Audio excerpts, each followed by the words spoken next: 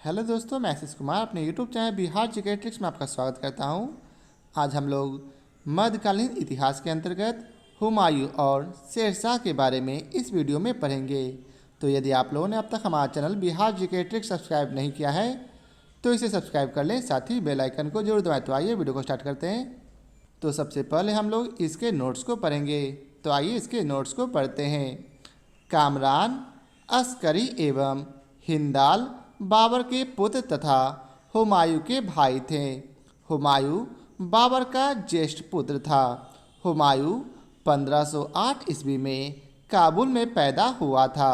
उसकी मां माहम बेगम शिया संप्रदाय से संबंधित थी। कामरान और अस्करी की मां गुलरुख बेगम तथा हिंदाल की मां दिलदार बेगम थी। हुमायूं ने चुनार दुर्ग पर प्रथम बार आक्रमण 1532 ईस्वी में किया था। इस किले को उसने 4 महीने तक घेरे रखा, जिसके बाद शेर खां ने हुमायूं की अधीनता स्वीकार कर ली। इसके अतिरिक्त 1531 ईस्वी में उसने कालिंजर पर आक्रमण किया और 1532 ईस्वी में रायसीना के महत्वपूर्ण किले को जीत लिया था। हुमायूं द्वारा लड़े गए 4 प्रमुख युद्धों का क्रम इस प्रकार है। सबसे पहले है देवरा का युद्ध, उसके बाद चौसा का युद्ध, फिर कन्नौज का युद्ध और चौथा सरहिंद का युद्ध। 1532 ईस्वी में उसने गोमती के तट पर स्थित दौरा अर्थात देवरा नामक स्थान पर अफगान विद्रोहियों को परास्त किया था। 26 जून 1539 को चौसा के युद्ध में हुमायूं को शेरशाह ने पराजित होना पड़ा था। इस युद्ध में निजाम नामक भिस्ती ने हुमायूं की जान बचाई थी। हुमायूं के विरुद्ध चौसा की इस विजय से शेर खां अर्थात शेरशाह की शक्ति एवं प्रतिष्ठा दोनों में वृद्धि हुई थी। उसने शेरशाह की पदवी धारण कर अपने नाम का खुतबा पढ़वाया तथा सिक्के पर भी अंकित करवाया। 17 मई 1540 को कन्नौज या बेलग्राम के युद्ध में भी हुमायूं को शेरशाह से पराजित होना पड़ा था और विवश होकर एक निर्वासित की भांति इधर उधर भटकना पड़ा था। 22 जून 1555 को सरहिंद युद्ध की विजय ने हुमायूं को एक बार पुनः उसका खोया राज वापस दिला दिया। फरीद, जो बाद में शेरशाह सूरी बना, ने अपनी शिक्षा जौनपुर से प्राप्त की थी। 1494 ईस्वी में फरीद ने घर छोड़ दिया तथा विद्या अध्ययन के लिए जौनपुर चला आया, जो पूर्व के सिराज नाम से प्रसिद्ध था। शेरशाह सूरी द्वारा किए गए सुधारों में राजस्व सुधार, प्रशासनिक सुधार, सैनिक सुधार, करेंसी प्रणाली में सुधार सम्मिलित थे। शेरशाह ने बंगाल को सरकारों अर्थात जिलों में बांट दिया था। इनमें से प्रत्येक को एक छोटी सेना के साथ सिखदारों के नियंत्रण में दे दिया था। आमीन ए बंगला अथवा आमिर ए बंगला नामक असैनिक अधिकारी को सिखदारों की देखभाल के लिए नियुक्त किया गया। सर्वप्रथम काजी फजीलात नामक व्यक्ति को इस पद पर नियुक्त किया गया था।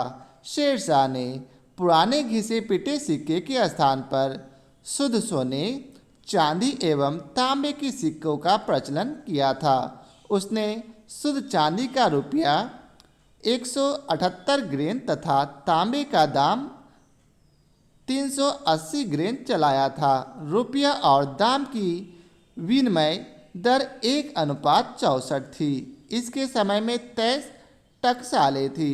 दिल्ली सल्तनत के पराभव के उपरांत हुमायूं द्वारा सर्वप्रथम स्वर्ण मुद्रा का प्रचलन किया गया था। हाजी बेगम ने अपने पति हुमायूं के मकबरे का निर्माण दिल्ली, जिसे दीनपनाह भी कहा जाता है, में 1564 ईस्वी में प्रारंभ करवाया था।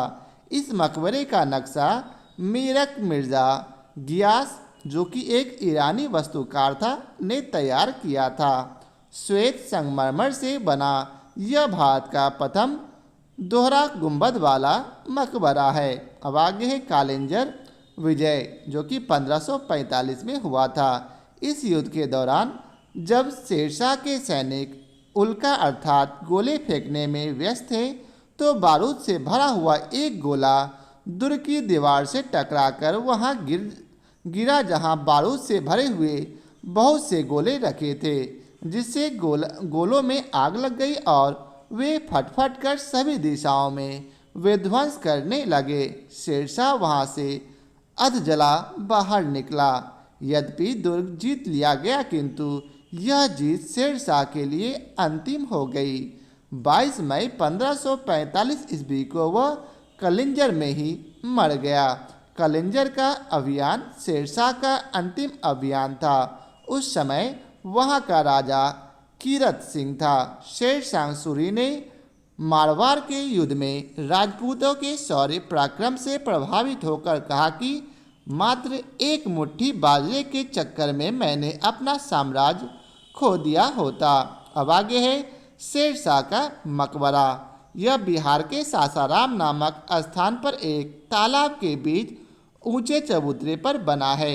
दिल्ली स्थित पुराना किला के भवनों का निर्माण शेरशाह सूरी ने करवाया था। यहाँ किला एक कोहना, मस्जिद, शेर मंडल आदि भवन शेरशाह द्वारा बनवाए गए थे।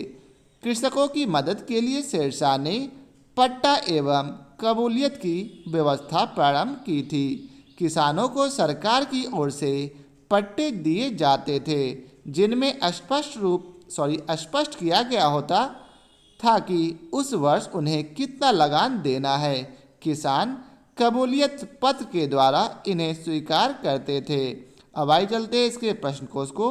तो पहला प्रश्न है, निम्न नामों में से उसे चिन्हित करिए जो हुमायूं के भाइयों में से किसी का नाम नहीं था। तो इसका उत्तर है उस्मान। कामरान, अस्करी एवं हिंदाल बाबर के पुत्र तथा हुमायूं के भाई थे। हुमायूं बाबर का ज्येष्ठ पुत्र था। हुमायूं 1508 ईस्वी में काबुल में पैदा हुआ था, जिसकी माँ माहम बेगम शिया संप्रदाय से संबंधित थी। अब अगला प्रश्न है, हुमायूं द्वारा लड़े गए 4 प्रमुख युद्धों का तिथि अनुसार सही क्रम अंकित करें। युद्ध स्थलों के नाम नीचे अंकित हैं। तो इसका उत्तर है, सबसे पहले देवरा का युद्ध लड़ा गया, उसके बाद चौसा का, फिर कन्नौज का और लास्ट में सरहिंद का। तो इसका सही उत्तर डी होगा। हुमायूं द्वारा लड़े गए 4 प्रमुख युद्धों का क्रम इस प्रकार है। देवरा का युद्ध 1532 में, उसके बाद चौसा का युद्ध 1539 में, फिर कन्नौज का युद्ध 1540 में और सरहिंद का युद्ध 1555 ईस्वी में हुमायूं द्वारा लड़ा गया था। अब अगला प्रश्न है, फरीद जो बाद में शेरशाह सूरी बना ने कहाँ से शिक्षा प्राप्त की थी। तो इसका उत्तर है जौनपुर से। फरीद जो बाद में शेरशाह सूरी बना ने अपनी शिक्षा जौनपुर से प्राप्त की थी। 1498 ईस्वी में फरीद ने घर छोड़ दिया था तथा विद्या अध्ययन के लिए जौनपुर चला आया, जो पूर्व के सिराज नाम से प्रसिद्ध था। अब अगला प्रश्न है, निम्नलिखित मध्ययुगीन शासकों में से कौन एक उच्च शिक्षित था। तो इसका उत्तर है शेरशाह।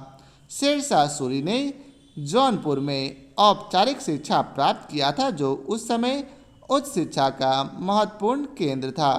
अब अगला प्रश्न है, निम्नलिखित में से किस सुल्तान ने पहले हजरत आला की उपाधि अपनाई और बाद में सुल्तान की। तो इसका उत्तर है शेरशाह सूरी। 1534 ईस्वी में बंगाल के शासक नुसरत शाह को पराजित करके शेर खां अर्थात शेरशाह सूरी ने हजरत आला की उपाधि धारण की। 1539 ईस्वी में चौसा के युद्ध में हुमायूं को पराजित करके उसने शेरशाह की उपाधि धारण की तथा अपने नाम का खुतबा पढ़वाया और सिक्का चलवाया। अब अगला प्रश्न है, शेरशाह सूरी द्वारा किए गए सुधारों में सम्मिलित थे नीचे दिए गए कूट से सही उत्तर का चयन कीजिए।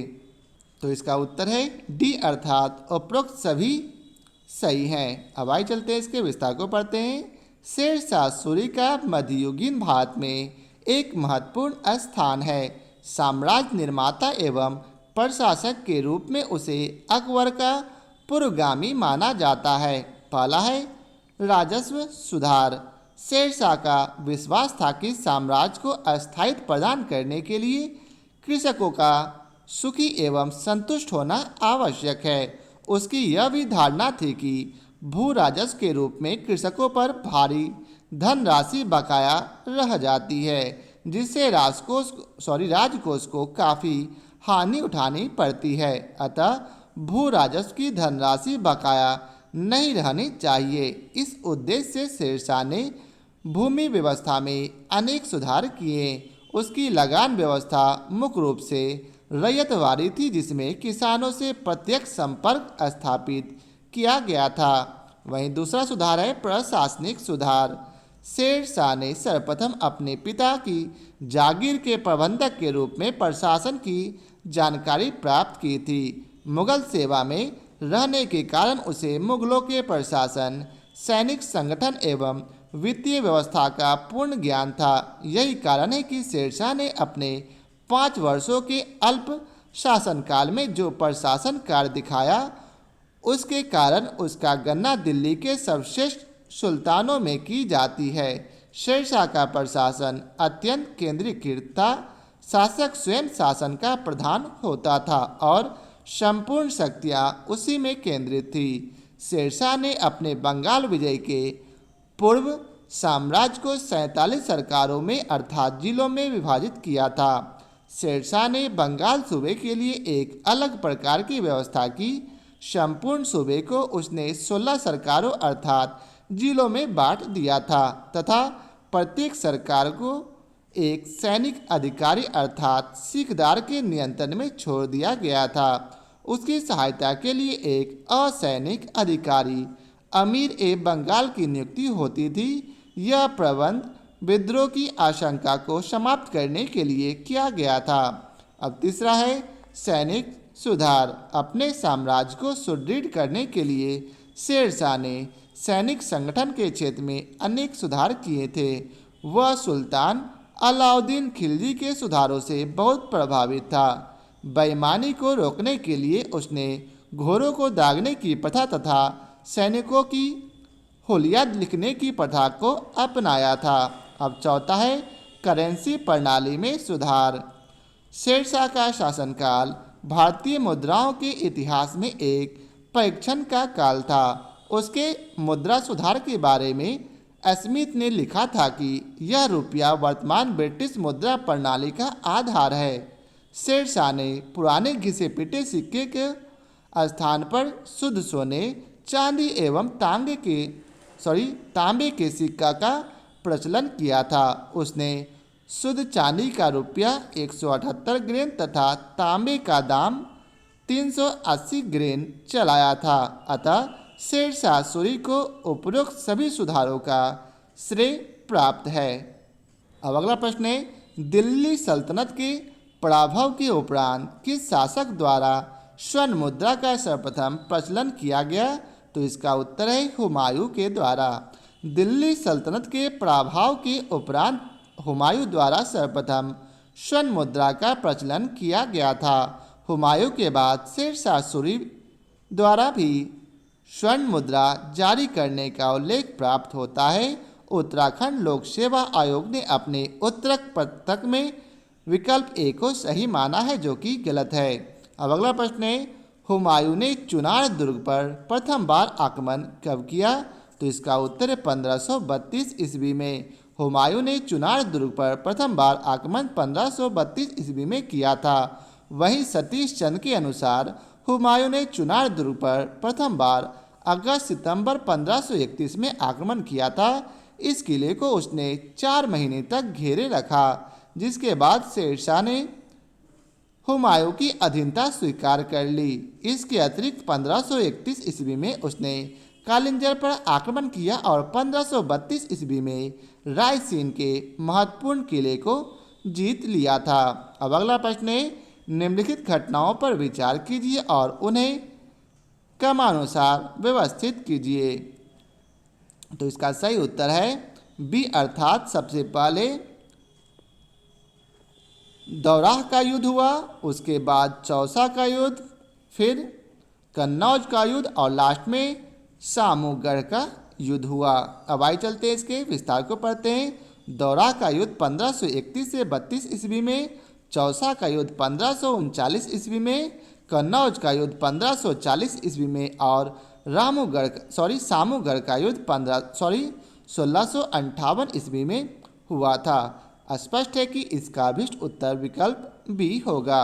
अब अगला प्रश्न है, निम्नलिखित में से किसने अपने बादशाह पति के लिए मकबरे का निर्माण करवाया था? तो इसका उत्तर है हाजी बेगम ने। हाजी बेगम ने अपने पति हुमायूं के मकबरे का निर्माण दिल्ली में 1569 से 70 ईस्वी में करवाया था। इस मकबरे का नक्शा मीरक मिर्जा गियास, जो कि एक ईरानी वास्तुकार था, ने तैयार किया था। श्वेत संगमरमर से बना यह भारत का प्रथम दोहरा गुंबद वाला मकबरा है। इस मकबरे के परितः एक बाग की रचना की गई है। अब अगला प्रश्न है, चांदी का सिक्का किसने शुरू किया? तो इसका उत्तर है शेर शाह ने। शेर शाह को ऐसी सुधरी हुई मुद्रा प्रणाली को स्थापित करने का सम्मान प्राप्त है जो मुगल काल में चलती रही और जो विशिष्ट मुद्रा का आधार बनी। शेर शाह ने मिश्रित धातु के सिक्के बंद कर शुद्ध सोने, चांदी एवं तांबे के सिक्कों का प्रचलन किया, जिनका तौल एवं आकार निश्चित था। उसके चांदी के सिक्के का तौल 178 ग्रेन था, जिसमें 173 ग्रेन विशुद्ध चांदी थी। इस प्रकार प्रायः अरबी एवं नागरी में सुल्तान का नाम अंकित रहता था। अब अगला प्रश्न है, शेर शाह के अंतर्गत तांबे के दाम और चांदी के रुपये की विनिमय दर क्या थी? तो इसका उत्तर है 64:1। शेरशाह की मुद्रा व्यवस्था अत्यंत विकसित थी। इसने शुद्ध चांदी का रुपया तथा तांबे का दाम चलाया। रुपया और दाम की विनिमय दर 1:64 थी। अब अगला प्रश्न है, शुद्ध चांदी का रुपया का आविष्कार किसने किया? तो इसका उत्तर है शेर शाह ने। शेर शाह का शासनकाल भारतीय मुद्राओं के इतिहास में एक परीक्षण का काल था। उसके मुद्रा सुधार के बारे में इतिहासकार स्मिथ ने लिखा था कि यह रुपया वर्तमान ब्रिटिश मुद्रा प्रणाली का आधार है। शेर शाह ने पुराने घिसे पिटे सिक्के के स्थान पर शुद्ध सोने, चांदी एवं तांबे के सिक्के का प्रचलन किया। उसने शुद्ध चांदी का रुपया तथा तांबे का दाम चलाया था। अब अगला प्रश्न है, शेरशाह सूरी की मृत्यु हुई? तो इसका उत्तर है कालिंजर में।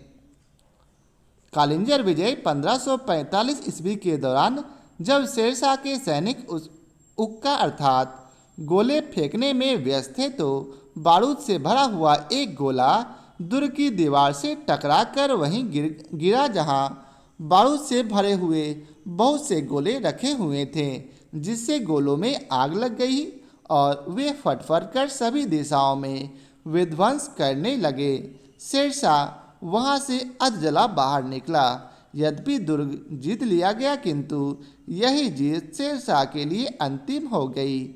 22 मार्च 1545 ईस्वी को उसका कलिंजर में ही देहांत हो गया। कलिंजर का अभियान शेरशाह का अंतिम अभियान था। उस समय वहां का राजा कीरत सिंह था। अब अगला प्रश्न है, मात्र एक मुट्ठी बाजरे के चक्कर में मैंने अपना साम्राज्य खो दिया होता। इस कथन को आप किस मध्यकालीन शासक से संबंध करेंगे? तो इसका उत्तर है शेरशाह से। शेरशाह सूरी मारवाड़ के युद्ध में राजपूतों के शौर्य पराक्रम से इतने प्रभावित हुआ था कि उसने मुख से उक्त वाक्य फूट पड़ा। अब अगला प्रश्न है, शेरशाह का मकबरा कहाँ है? तो इसका उत्तर है सासाराम में। शेरशाह का मकबरा बिहार के रोहतास जिले में सासाराम नामक स्थान पर एक तालाब के बीच ऊंचे चबूतरे पर बना है। यह आकार एवं गौरव दोनों दृष्टियों से भारतीय मुसलमानी निर्माण कला का चमत्कार है तथा हिंदू एवं मुस्लिम वास्तुकलात्मक विचारों का आनंदजनक सम्मिश्रण प्रदर्शित करता है। अब अगला प्रश्न है, शेरशाह को दफनाया गया था, तो इसका उत्तर है सासाराम में। भारत में शेरशाह सूरी ने 1540 से 45 ईस्वी तक शासन किया। कालिंजी युद्ध के दौरान दुर्ग की दीवार से बारूद का गोला टकराकर फटने से इसकी मृत्यु हो गई थी। इसे बिहार के सासाराम अर्थात रोहतास जिले में दफनाया गया। इसका मकबरा अफगान स्थापत्य का शानदार नमूना माना जाता है।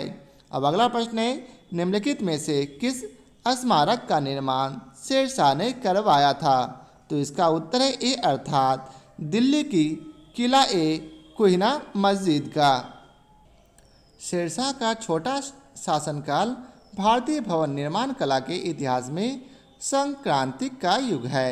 किला ए कुहिना मस्जिद जो कि दिल्ली में है, जो 1541 ईस्वी में बनी थी, को उसके उज्ज्वल वास्तुकलात्मक गुणों के कारण उत्तरी भारत के ऐतिहासिक भवनों में उच्च स्थान दिया जाता है। अब अगला प्रश्न है, दिल्ली में पुराना किला के भवनों का निर्माण किया था किसने, तो इसका उत्तर शेरशाह ने। अब आइए चलते हैं इसके विस्तार को पढ़ते हैं। दिल्ली स्थित पुराना किला के भवनों का निर्माण शेरशाह सूरी ने करवाया था। यहाँ किला-ए कुहिना मस्जिद, शेर मंडल आदि भवन शेरशाह द्वारा बनवाए गए थे। अब अगला प्रश्न है, दिल्ली के पुराना किला के वर्तमान स्वरूप का निर्माण निम्नलिखित में से किसने करवाया था, तो इसका उत्तर है शेरशाह सूरी ने। दिल्ली के पुराना किला के वर्तमान स्वरूप का निर्माण शेरशाह सूरी ने अपने शासनकाल में 1540 से 45 ईस्वी के बीच करवाया था। यह किला नई दिल्ली में यमुना नदी के किनारे स्थित प्राचीन दीनपना नगर का आंतरिक किला है।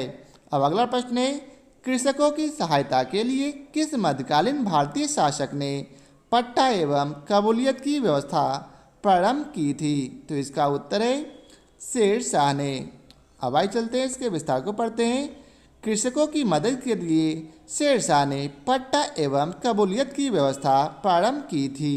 किसानों को सरकार की ओर से पट्टे दिए जाते थे, जिनमें स्पष्ट किया होता था कि उस वर्ष उन्हें कितना लगान देना है। किसान कबूलियत पत्र के द्वारा इन्हें स्वीकार करते थे।